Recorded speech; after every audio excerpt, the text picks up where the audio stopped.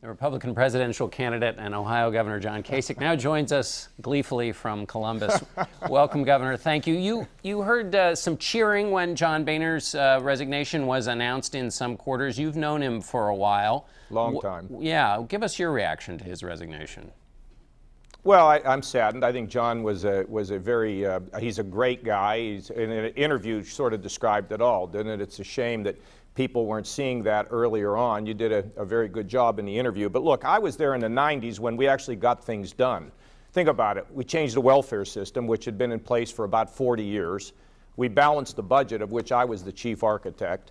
And we cut taxes. The economy was growing, and we were doing great. And when I left Washington, we had a $5 trillion surplus. And Boehner sat at the leadership table right next to me. And we pushed those things through, and that was some of the most productive time that Republicans or conservatives have had. Think about it. Balancing a budget, which people think is a fiction, reforming welfare, and cutting the capital gains taxes and creating economic growth. So, we need to reflect on his accomplishments then and his accomplishments in rising and becoming Speaker. What about his, in terms of why that's harder to do today, what role do you think the group that he called were the false prophets in your own party, what role do you think the false prophets play in the current state of things? Well, it's about inexperience. I mean, the people who keep saying that they want things to happen, what have they accomplished? What have they gotten done? They're serving in the Congress. Have they accomplished anything? When I served there, we achieved things. I achieved things, I was a reformer. I've been a reformer all of my lifetime. As you know, I shake up the system all the time. You know how much reform and change it took to balance the federal budget? I mean, I stepped on more toes than you can imagine.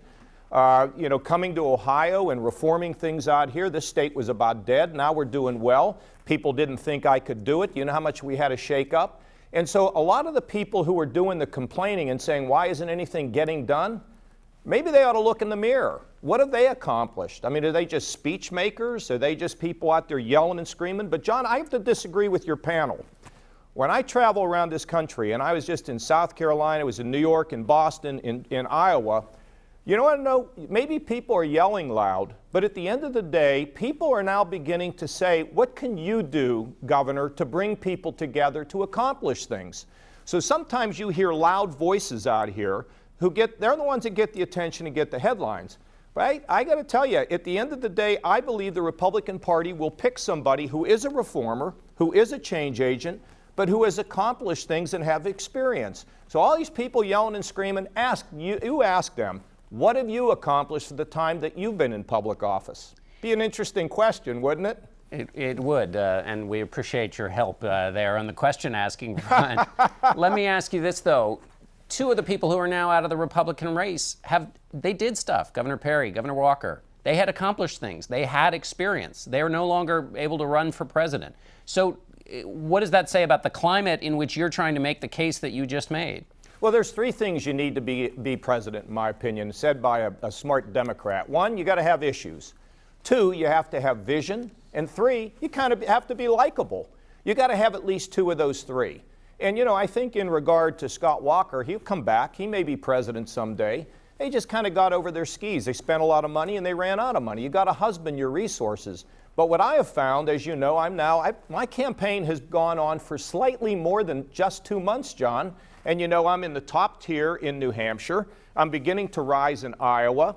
So if what I'm saying is not true, then I should be getting out of the race, which I am not, because I think we're making really good progress in connecting.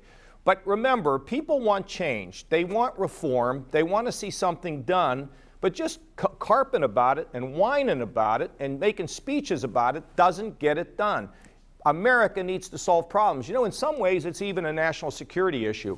When the world looks at America being unable to solve problems, they kind of laugh at us, and then they worry, is America failing? We need to be able to solve problems in this country and send a message to the world. Let me follow on that theme. So there are now two groups, insiders and outsiders, sort of running in the 2016 Republican field.